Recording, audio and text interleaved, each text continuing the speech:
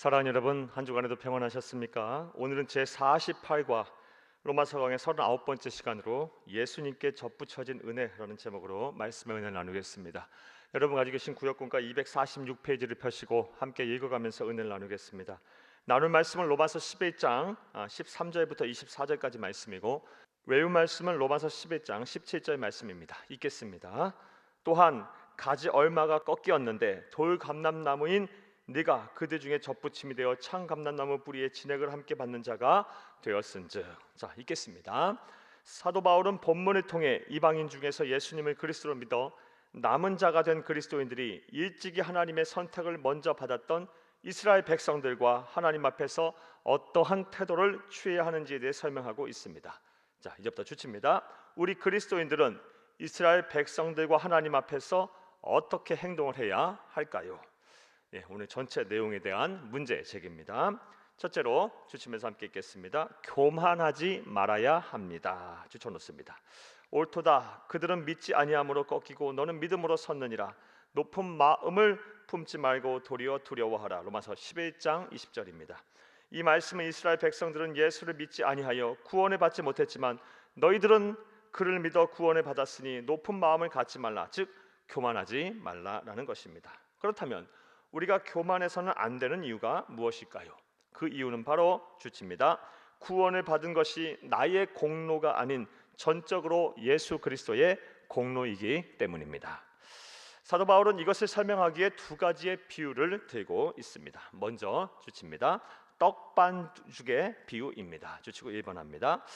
로마서 11장 16절 3망절 말씀입니다. 제사하는 처음 익은 곡식가루가 거룩한즉 떡덩이도 그러하고. 제사하는 처음 익은 곡식가루는 우리 주 예수 그리스도를 말합니다. 주십니다. 예수님이 거룩하시니 예수를 그리스도를 믿어 그와 영적으로 연합하여 한 몸이 된 우리 역시 거룩해졌기 때문입니다. 두 번째 비유는 주십니다. 창 감람나무에 접붙여진 돌 감람나무 비유입니다. 주시고 2번 합니다. 또한 가지 얼마가 꺾이었는데 돌 감람나무인 네가 그들 중에 접붙임이 되어 창 감람나무 뿌리에 진액을 함께 받은 자가 되었은즉 그 가지들을 향하여 자랑하지 말라. 자랑할지라도 네가 뿌리를 보존하는 것이 아니요 뿌리가 너를 보존하는 것이니라. 로마서 11장 17절 18절 말씀입니다. 자, 이제 또 주칩니다. 이방인은 우리들은 본질상 돌감람나무였으나 하나님께서 우리들을 구원하여 창감람나무이신 예수님께 접붙이셔서 예수님의 뿌리로부터 양분을 받아 살게 되었고 열매도 맺게 되었다는 것입니다. 즉 계속해서 주칩니다. 우리의 구원은 전적으로 예수님의 공로 덕분이라는 것입니다. 따라서 우리가 자랑해야 할 것은 오직 예수님의 십자가입니다.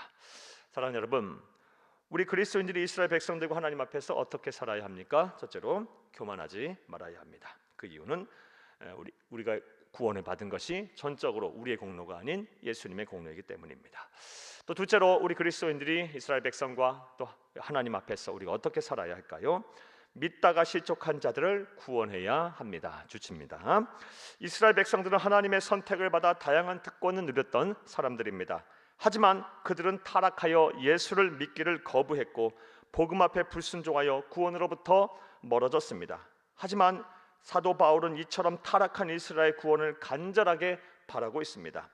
내가 이방인인 너희에게 말하노라. 내가 이방인의 사도인 만큼 내 직분을 영광스럽게 여기노니 이는 혹 내 고륙을 아무쪼록 시기하게 하여 그들 중에서 얼마를 구원하려 함이니라. 로마서 11장 13, 14절 말씀입니다. 사도 바울이 얼마나 이스라엘의 구원을 바랬던지 주칩니다. 이방인들이 구원을 받는 것을 보고 시기와 질투가 생겨 그들 중에 일부라도 죽게 돌아오기를 바란다고 말하고 있습니다. 이스라엘의 구원을 바랬는지부터 여기까지 줄입니다. 또한 또 역시 주칩니다. 사도 바울은 하나님께서 때가 되면 실족한 이스라엘 백성들을 반드시 구원할 것이라는 확신을 가지고 있었습니다. 주쳐놓습니다. 그들은 믿지 아니하는데 머무르지 아니하면 접붙임을 받으리니 이는 그들을 접붙이신 능력이 하나님께 있습니다. 네가 원 돌감나무에서 찍힘을 받고 본성을 거슬러 좋은 감람나무에 접붙임을 받았으니 원간지인 이 사람들이야 얼마나 더 자기 감람나무에 접붙이심을 받으랴. 로마서 11장 23, 24절 말씀입니다. 이는 하나님께서 이방인들까지도 사랑하셔서 구세주이신 예수님께 접붙여 구원하셨는데 어찌 처음 선택하셨던 민족인 이스라엘 백성을 내버려 두시겠느냐는 것입니다. 자, 이제부터 과로합니다. 두 번째 대지에 대한 전체 구체적인 행동입니다. 여러분 주변에는 과거에 예수를 잘 믿다가 어떠한 이유로 실족하여 하나님을 떠나고 예수 믿기를 거부하며 교회에 대해 부정적인 분들이 계실 것입니다. 사도 바울처럼 우리도 그들의 구원을 위해 힘써 노력해야 할 것입니다. 무엇보다 사도 바울처럼 그들을 향해 구원의 소망을 잃지 말아야 합니다. 우리가 힘써 노력한다면 하나님의 구원의 때가 반드시 올 것입니다.까지 괄호해 놓습니다. 두 번째 대지에 대한 구체적인 실천 사항이었습니다. 또 세 번째로 우리가 구원을 받은 우리 그리스도인들이 하나님과 또 이스라엘 백성들 앞에서 어떠한 태도를 취해야 할까요? 하나님의 최후의 심판을 두려워해야 합니다. 주쳐놓습니다. 하나님이 원 가지들도 아끼지 아니하셨은즉 너도 아끼지 아니하시리라. 그러므로 하나님의 인자하심과 준엄하심을 보라. 넘어지는 자들에게는 준엄하심이 있으니 너희가 만일 하나님의 인자하심에 머물러 있으면 그 인자가 너희에게 있으리라. 그렇지 않으면 너도 찍히는 바 되리라. 로마서 11장 21절 22절 말씀입니다. 이 말씀은 주치가 주쳐놓습니다. 구원의 주권자이자 공의로우신 심판장이신 하나님께서 원가지들인 이스라엘 백성들도 가차없이 잘라버리셨는데 하물며 돌감람나무였다가 하나님의 은혜로 예수님께 접붙여진 이방인들이 실족하면 어찌 그대로 두시겠냐는 말씀입니다. 즉 예수님의 공로로 구원을 받은 우리를 향해 하나님의 최후의 심판을 두려워하라는 말씀입니다. 까지 주쳐놓습니다. 그렇다면 농부이신 하나님께서는 우리가 어떠한 열매를 맺기를 원하실까요? 다시 말해 우리는 어떠한 열매를 맺어 예수 나무에 잘 붙어 있어야 할까요?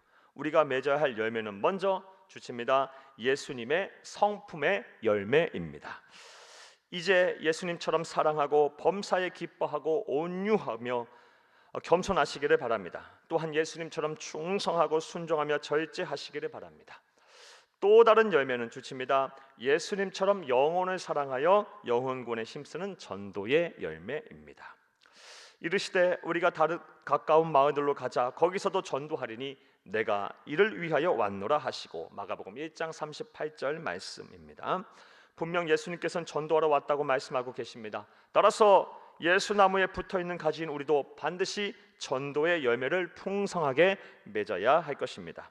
물은 내게 붙어있어 열매를 맺지 아니하는 가지는 아버지께서 그것을 제거해 버리시고 무릇 열매를 맺는 가지는 더 열매를 맺게 하려 하여 그것을 깨끗하게 하시느니라. 요한복음 15장 2절 말씀입니다. 사랑하는 여러분, 본문을 통해 하나님의 은혜로 구원을 받은 그리스도인들이 이스라엘 백성들과 하나님 앞에서 어떠한 태도를 취해야 하는지를 살펴보았습니다. 자, 이제부터 괄호합니다. 오늘 전체 내용에 대한 요약입니다. 먼저 교만해서는 안 됩니다. 왜냐하면 우리가 구원을 받은 것이 전적으로 예수 그리스도의 십자가의 공로로 인한 하나님의 은혜의 선물이기 때문입니다. 또한 하나님 앞에서 실족하여 그의 품을 떠난 사람들을 구원해내야 합니다. 이를 위해 절대로 그들의 구원에 대한 소망을 잃지 마시기를 바랍니다. 우리가 포기하지 아니하면 반드시 하나님의 구원의 날이 올 것입니다. 나아가 최후의 심판을 두려워해야 합니다. 누구도 피할 수 없는 최후의 심판의 날 구원의 주권자이자 심판장이신 하나님께서는 분명히 열매 없는 가지를 잘라 내치실 것입니다. 이제 예수 나무에 그저 붙어있지만 말고 예수 열매를 주렁주렁 맺으시기를 바랍니다. 예수님의 성품을 담는 열매를 많이 맺고 영혼 구원의 열매, 전도의 열매를 많이 맺으시기를 바랍니다. 까지 괄호해 놓습니다. 오늘 내용에 대한 전체 요약이었습니다. 이런 은혜와 실천이 여러분과 함께하여 하기를 간절히 주의 이름으로 축복합니다. 할렐루야. 말씀과의 만남을 보겠습니다. 1번, 돌 감람나무인 우리가 어떻게 참 감람나무에 접붙임이 되었나요? 돌 감람나무는 죄로 인해 영원한 사망에 이를 수밖에 없는 우리들을 말하고, 참 감람나무는 구원의 주권자이자 심판장이신 우리 주 예수님을 말합니다. 어떻게 우리가 돌 감람나무인 어떤 우리들이 참 감람나무인 예수님과 영적으로 한 몸이 됩니까? 예수를 그리스도로 믿음으로 말미암아 예수님과 우리가 영적으로 한 몸을 이루게 되어 우리는 죄인이지만 구원의 주권자의 심판자이신 하나님께서 우리를 의인으로 여기시고 우리를 구원하시며 우리에게 영생의 선물을 허락하신 것입니다. 자, 2번 보겠습니다. 하나님께서는 원가지들인 이스라엘 백성들도 가차 없이 잘라버리신 것을 보며 돌감람남인 우리들이 깨달아야 할 교훈은 무엇일까요? 하나님의 심판을 두려워해야 한다는 것입니다. 하나님은 행한 대로 보응하시는 분이십니다. 반드시 우리가 행한 대로 보응을 하실 것입니다. 그러므로 사랑하는 여러분, 우리는 하나님의 심판을 두려워하며 늘 깨어 우리는 있어야 하고 우리의 신앙의 자리, 사명의 자리, 교회 자리, 가정의 자리를 잘 지켜야 할 것입니다. 3번 보겠습니다. 하나님께서 우리가 어떠한 열매를 맺기 원하실지를 생각해보고 함께 나누어 봅시다. 예수 나무에 붙어있는 가지들인 우리들, 어떠한 열매를 맺어야 합니까? 예수 나무에 붙어있는 가지들인 우리들은 예수 나무 열매를 맺어야 합니다. 즉 예수님의 성품을 담는 성품의 열매를 맺어야 하고 예수님의 사역의 열매를 맺어야 합니다. 특별히 예수님의 사역 무엇입니까? 예수님께서는 전도하러 왔다. 나는 영혼을 구원하러 세상에 왔다라고 말씀하셨습니다. 사랑하는 여러분, 부지런히 예수님의 성품을 담는 예수님의 성품의 열매를 맺으시고 예수님께서 이 세상에 오셔서 그토록 부지런하게 최선을 다하여 하셨던 것처럼 영혼 구원의 열매, 전도와 선교의 열매를 풍성하게 맺는 여러분들이 다 되시기를 간절히 주의 이름으로 축복합니다. 감사합니다.